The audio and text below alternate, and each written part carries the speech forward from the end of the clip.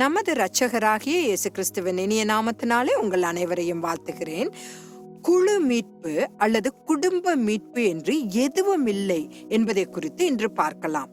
இயேசு கிறிஸ்து உலகத்தின் அனைத்து பாவங்களையும் தன் மீது சுமந்து முழு உலகத்திற்காகவும் மிகவும் விசேஷித்த பாவ நிவாரண பலியாக கல்வாரி சிலுவையில் மரித்தார். அவர் பாவமற்ற தமது வெளியேற பெற்ற இரத்தத்தை நம் ஒவ்வொருவருக்காகவும் சிந்தினார் என்பதை நினைவில் கொள்ளுங்கள். குழு மீட்பு அல்லது குடும்ப மீட்பு என்று எதுவும் இல்லை. தந்தை தனது மகன் அல்லது மகளுக்கு உத்தரவாதம் அளிக்க முடியாது.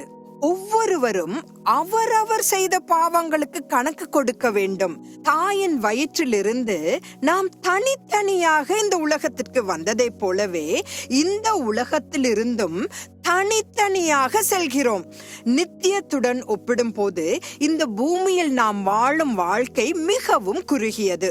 ஒவ்வொருவரும் இயேசு கிறிஸ்துவை விசுவாசிக்க வேண்டும். கூட்டு நம்பிக்கை என்று எதுவும் இல்லை. நம்முடைய சபையோ அல்லது நம்முடைய குடும்பமோ நம்முடன் வர முடியாது. நம்முடைய முடிவை நாம் தனியாகவே எதிர்கொள்ள வேண்டும். அதற்கு வேறு மாற்று வழிகளோ குறுக்கு வழிகளோ எதுவும் கிடையாது. நாம் ஒவ்வொருவரும் நம்முடைய பாவங்களுக்காக மனம் திரும்பி இடுக்கமான வழியில் நடந்து இறுதியாக நியாய தீர்ப்பில் தேவனுடைய சிங்காசனத்திற்கு முன்பாக நிற்க வேண்டும்.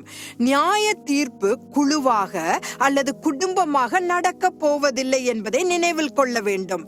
நம் அல்லது நமக்காக பரிந்து பேச யாரும் நிற்க முடியாது. வேதாகமத்தின் கடைசி புத்தகமும் மிகவும் புறக்கணிக்கப்பட்ட புத்தகமான வெளிப்படுத்தல் புத்தகத்தில் எழுதப்பட்டிருப்பதை நான் வாசிக்கிறேன். வெளிப்படுத்தல் 20வது அதிகாரம் 11-12 வசனங்கள்.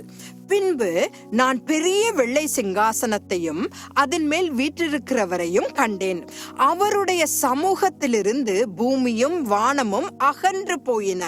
அவைகளுக்கு இடம் காணப்படவில்லை. மரித்தோராகிய சிறியோரையும் பெரியோரையும் தேவனுக்கு முன்பாக நிற்க கண்டேன். அப்பொழுது புஸ்தகங்கள் திறக்கப்பட்டன. ஜீவ புஸ்தகம் எனும் வேறொரு புஸ்தகமும் திறக்கப்பட்டது. அப்பொழுது அந்த புஸ்தகங்களில் எழுதப்பட்டவைகளின்படியே மரித்தோர் தங்கள் தங்கள் கிரியைகளுக்கு தக்கதாக நியாய தீர்ப்படைந்தார்கள். இறுதியாக அதே அதிகாரம் 15வது வசனம். ஜீவ புஸ்தகத்திலே எழுதப்பட்டவனாக காணப்படாதவன் எவனோ அவன் அக்கினி கடலிலே தள்ளப்பட்டான். எதிர்காலத்தில் நடக்கவிருக்கும் அனைத்து விஷயங்களும் இந்த புத்தகத்தில் வெளிப்படுத்தப்பட்டுள்ளன.